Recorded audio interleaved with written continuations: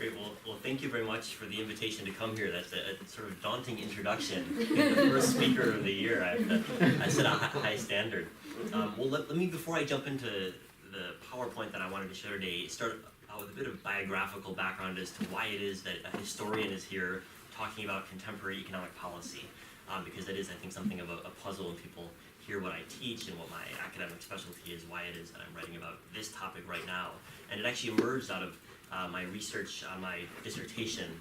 I lived in Moscow for 2 years and worked in the Soviet archives trying to understand economic policymaking in the 1980s in the Soviet Union. And while I was doing that, I learned a lot about history, but I was also constantly struck by what seemed to me a disjuncture between how the Russians I spoke to understood economic policymaking and the gloss that I read about Russian economic policy in the U.S. press. And in particular, I was struck by the extent to which most American discussion of Russian economics centers around corruption or kleptocracy. And certainly living in Moscow, you see corruption, and obviously there's certain aspects of the Russian political system that I think it's not inaccurate to label kleptocracy, but there seems to be more going on. And I think the past couple of years, since I left Moscow after finishing my research for my dissertation in 2014, in some ways I think has proven to be correct that there's more going on in Russian economic policy than simply corruption, if only because Russia's survived a pretty severe economic crisis over the past 4 years with what seems to me to be relative ease. And so that's the puzzle I'd like to propose to you today is how was this managed? And then what was the strategy the Kremlin used and perhaps is still using today to deal with economic challenges that it faced and faces? So first off, maybe setting out the dilemma with a couple of charts. I'll show a lot of charts today just to illustrate the economic trends that we're looking at.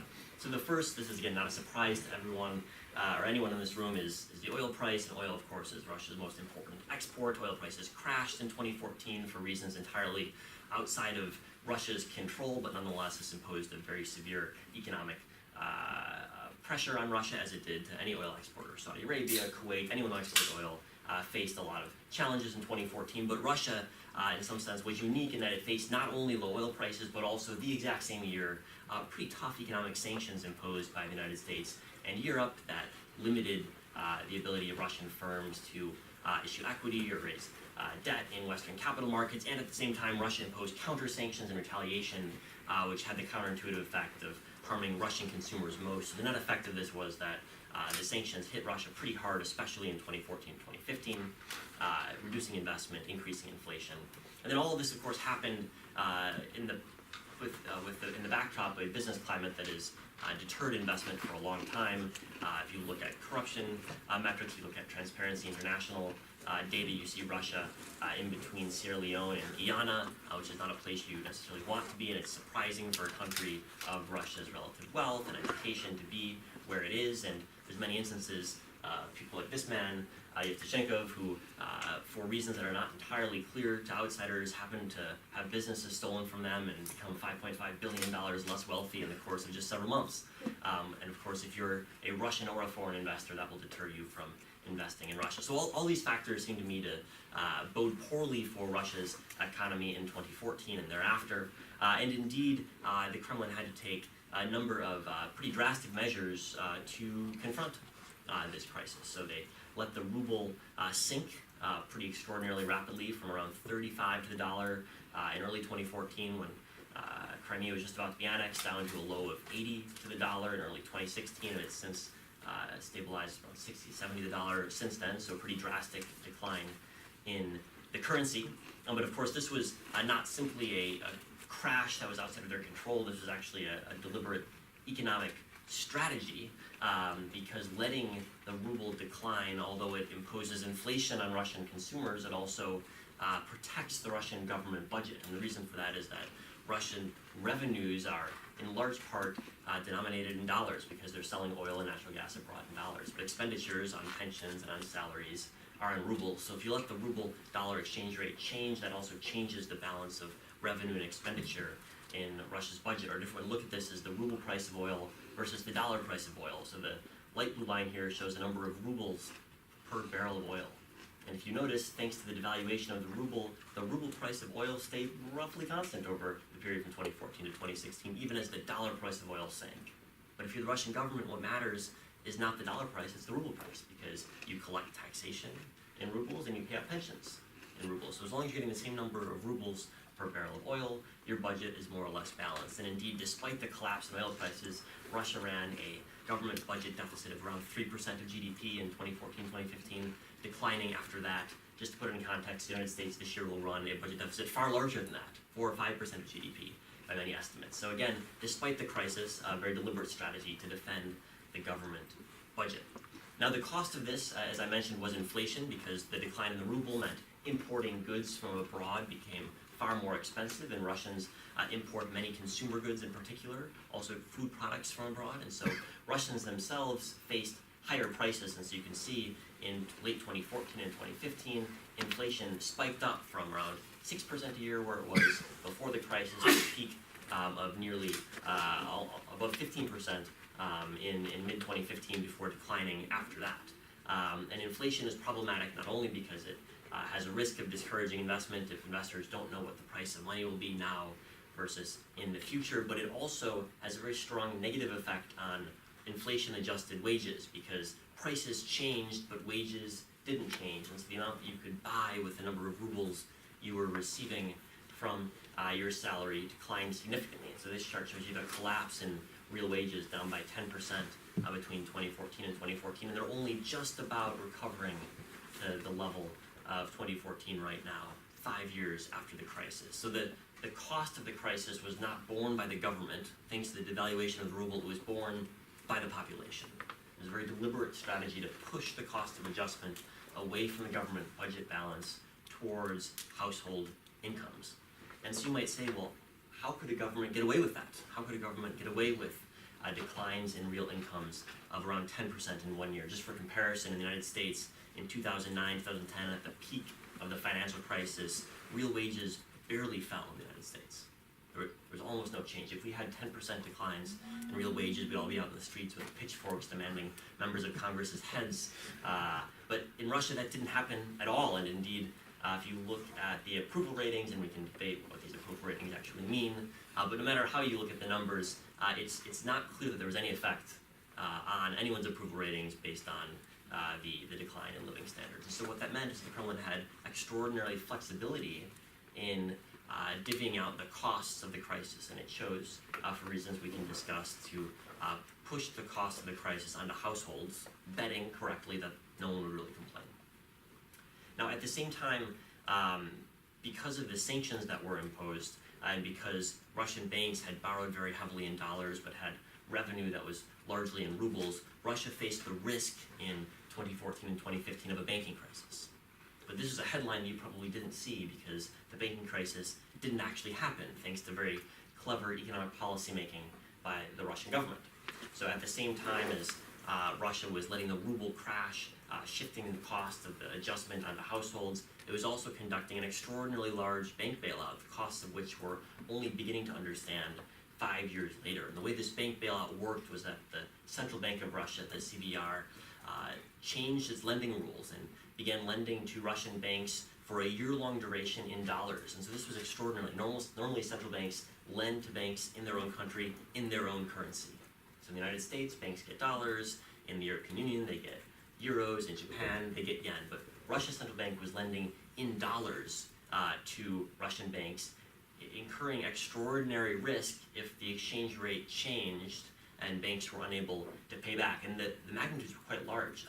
Several tens of billions of dollars were extended over a year-long duration, which is a far longer duration than is normal for central bank lending to Russian banks. And so you might ask, well, why was it that the Russian central bank decided to conduct such extraordinary lending programs to Russian banks, especially given everything that we know about financial regulation in Russia, which is not always that great. There's a long track record of people using banks in Russia to steal money for various tax avoidance schemes, etc. But it turns out that in Russia, the banking bailout was not simply a matter of retaining financial stability. That was important. The Russian government believed that one of the lessons of the 2008-2009 crash in the West was that you must make sure your banking system doesn't face a crisis. But also, Russia was able to use its banks and use the fact that even private sector banks weren't really fully private. They were still susceptible to political influence and still benefited from personal connections, to encourage private sector banks to bail out Russian corporates that were under sanction. Because when the sanctions were imposed, Russian firms like Gazprom and Rosneft were previously able to borrow billions of dollars a year from Western capital markets. Now they had to find new sources of dollars. And they couldn't turn to Russia's state-owned banks like Sberbank and VTB because those banks were also under sanctions. So how do you get away around that? Well, you create a new set of private sector banks, banks like Открытие, Vinbank, Pромsvязьbank, and give them lots of dollars from the central bank. And in turn, they can lend those dollars to Russian corporates to make sure that Russian corporates stay afloat despite the sanctions that were constricting their borrowing. And this worked brilliantly in the short term, in that not a single large Russian corporate that was under sanction has gone bankrupt, largely thanks to these types of lending programs. And it also worked brilliantly because it kicked the can down the road in terms of recognizing the cost of a bank bailout. Because many of the funds that were lent, both by the central bank to the private banks and by the private banks to Russian corporations, have not been paid back and will not be paid back, but it's only over time that this bill becomes due. And by the time the bill becomes due, the population is so confused by the financial mechanism by which it happened, or they forgot about it anyway, that no one complains.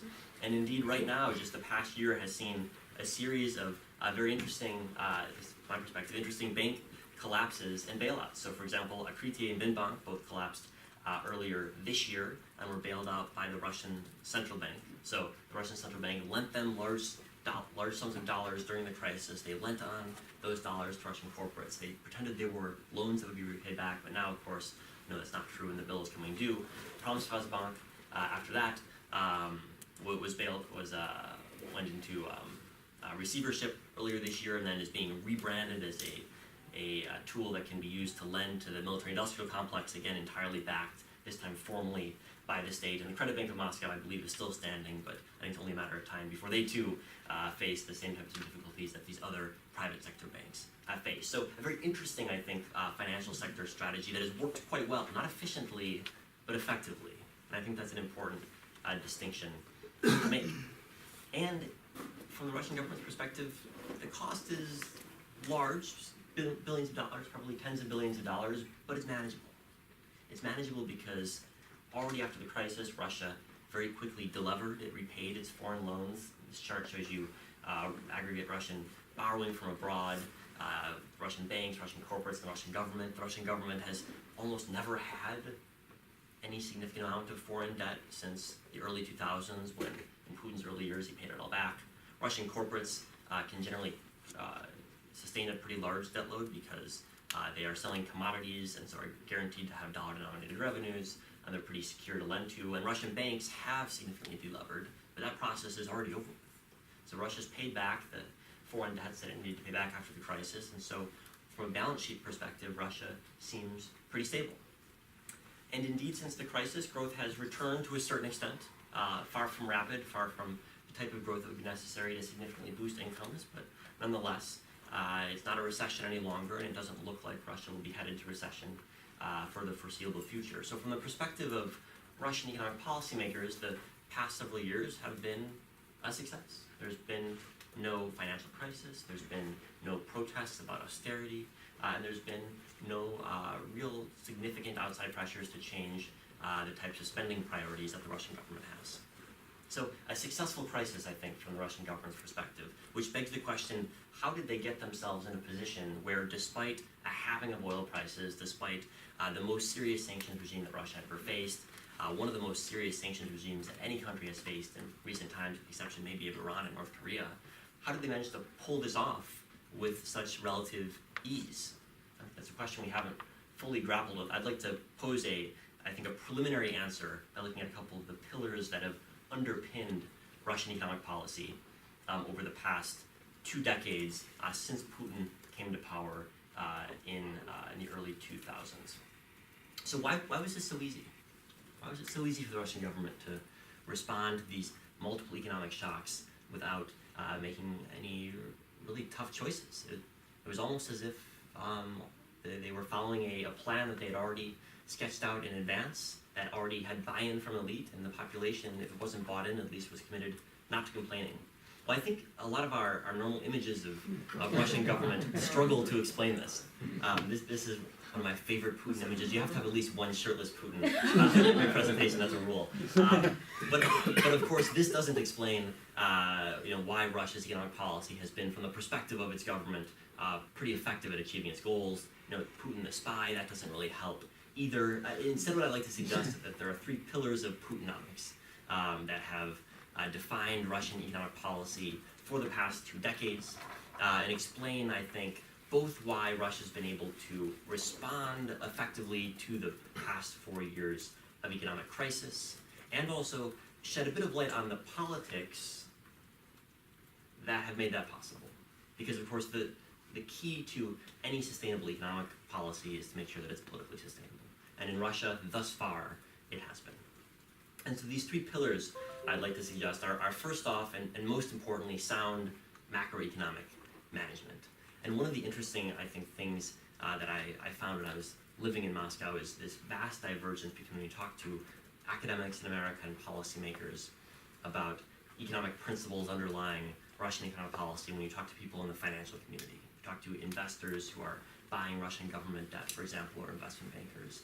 And what the latter category will say is, we don't understand a lot of things about Russia, but their balance sheet looks very healthy, some variation of that, by which they mean Russia has extraordinarily low levels of debt for an emerging market, has very stable revenues because it's got a number of export industries, and is a very low-risk country to lend to. Even despite the sanctions, Russia still borrows at relatively low risks compared to other emerging markets, compared to Brazil, compared to Argentina, compared to Turkey. International markets assess that Russia is a relatively low-risk emerging market to borrow from. And sound macroeconomic management explains why this is true. The second pillar that I think is crucial to understanding the durability of Putinomics is creative use of social policy. And I say creative not to endorse it, but to underscore that it has been a deliberate process of both assessing the politics and assessing the economic outcomes. And thus far, the social policy goal has been to spend a lot of money on pensions and spend not much money on anything else.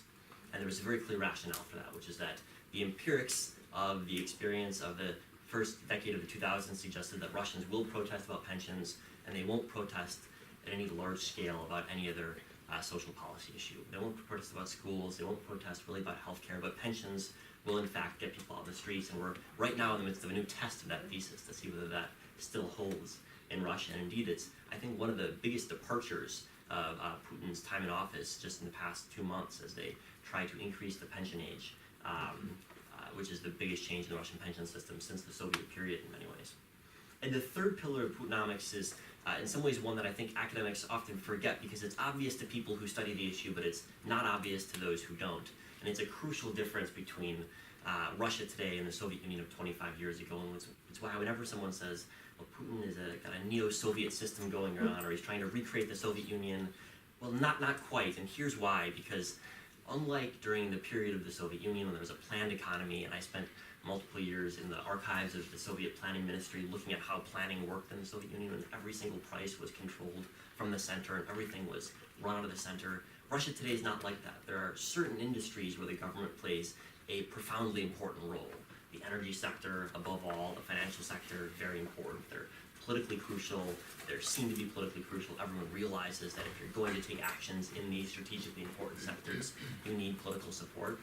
But the rest of the economy is more or less left alone, which isn't to say that it's well regulated, isn't to say that there isn't corruption, but it is to say that from sectors to supermarkets to steel, which I look at in my book, there's not really a clear government policy trying to control what's going on. There might be low-level corruption in the inspectors, there might be regional governors trying to steal factories from owners, but there isn't a sense of trying to control most of the economy as there was in the Soviet period. And the effect of that has been to leave at least some space for private sector firms to increase productivity, and indeed when you look at productivity metrics from the early 2000s to the present, you see actually pretty impressive growth in many sectors, though not all.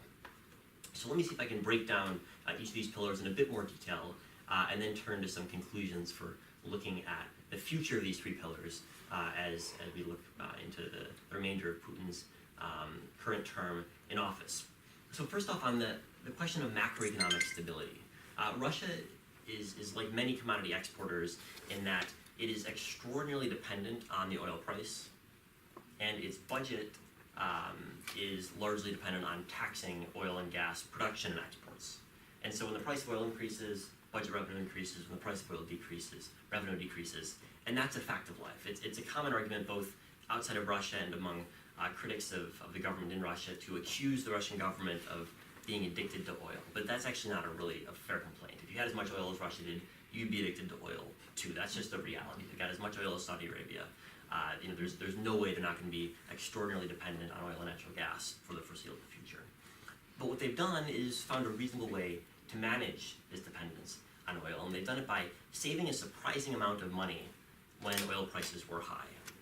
Now, if you listen to the debate within Russia, people like Alexei Kudrin, the former finance minister, will say, well, we should have saved more money when oil prices were high, and he's probably right about that. But from my perspective, looking at the short-termism that is visible in so many countries' political systems, Russia's included in many senses, it's interesting and I think important in understanding the priorities of the Russian government to know that when oil prices were high, especially in the 2000s, Russia set aside literally hundreds of billions of dollars, money that could have been spent on schools and healthcare, or could have been spent on villas in the south of France, depending upon your political priorities, but it wasn't. Certainly a lot of it was siphoned off for villas in the south of France. Certainly a lot of it was spent on increasing wages for state employees, but a surprising amount, in my view, was saved. And the amount that was saved, I think, doesn't comport with our usual stories of how economic policy in Russia is made. If it's all about kleptocracy, you wouldn't have saved, I don't think, that much money. So it seems to me this is absolutely important to understanding how significant macroeconomic stability is to the Russian elite. And it's not surprising when you think of the people who are in charge of Russia today that they would prioritize macroeconomic stability, because the entire Russian political elite, this is far beyond Putin, came of age in a series of financial crises that were driven by large government budget deficits. So the 1998 financial crisis was driven by a massive government budget deficit. It drove the ruble to a shock devaluation. It destroyed the final shreds of the legitimacy of Boris Yeltsin's presidency. And so everyone in the 1990s realized that 1998 was a mistake that was driven by large deficits. And that wasn't the first crisis that they'd experienced that was driven by large deficits, because most Russians in the political elite correctly assessed the economic crisis of the late 1980s as also being a crisis of budget deficits. It was a period of overspending and undertaxing, which indeed it was. And so the entire Russian political elite has lived through two devastating, in their view, economic and financial crises driven by high budget deficits. And so they concluded the only thing that Russians can agree on in the political system is that they must keep the budget deficit low. And so even at times of recession where textbook economic theory will say you should run a larger government budget deficit to stimulate the economy, Russians haven't done that. They've been almost completely focused on finding ways to keep the deficit low. And so as a result, Russia is going to run probably a surplus this year, despite growth of around 1%.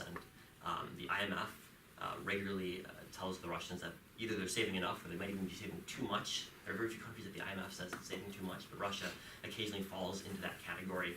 But I think it is a fixation, but an understandable fixation in the Russian political elite that they must make sure they don't spend money that they don't have. And I think that's crucial to understanding why it is that Russia has adopted this set of policies to guarantee macroeconomic stability. The second pillar of Putinomics, supporting pensioners. In the 1990s, after the Soviet Union was dissolved and independent Russia was being set up, it was a period of economic crisis, and pensions fell almost every year in the 1990s, often by very large numbers. And the 1999 decline in pensions falling by 40%. You can imagine what would happen in the United States if Social Security payouts fell by 40% in a year. And the Russian government, not only Putin, but everyone around him, realized that if you wanted to be a popular politician, you've got to pay out pensions. Not a piece of rocket science, I don't think you would say, but something that they really internalized. And indeed, throughout most of the 2000s and even afterwards, even amidst the 2008-2009 financial crisis, pensions increased at a pretty spectacular rate, often 10 or even 15% a year. And Russians, when you ask them, what do you think about the current government, many people will say, they have many problems, but at least they pay pensions on time, at least they pay salaries on time. That's an enduring source of support and legitimacy for the government. And it's interesting if you contrast the very rapid increase in pension payments, especially in the 2000s, with other types of social spending which have been crimped, if not even cut in real terms. And so this is just one example. Government health spending is a share of GDP compared to many other countries, and Russia spends more than Turkey, but less than most countries in Eastern Europe. And I think by most metrics, Russia underspends on almost every type of social spending except for pensions. And the politics behind that is relatively straightforward. Pensioners complain, and others don't, which is why the current period in Russia is so interesting, as the Kremlin begins to shake up its strategy that it's used thus far and test what will the effects of increasing pension ages be. And you've seen some protests, though actually not that large thus far, smaller than the pension protests of the 2000s in response to the recent efforts to increase pension, the pension age. And the third pillar, I think, is more intuitive, just the desire to let businesses work in the sectors where they don't threaten political stability. So outside of energy and finance, businesses is more or less left alone, not benign neglect, but active neglect, which is not a great place to be, but not a terrible place to be either. So a couple risks ahead, and then I'll wrap up, and would love any questions or comments that you have. The first risk ahead is obviously escalating sanctions, and come to this town, you hear a lot about sanctions. There's been an interesting shift in sanctions.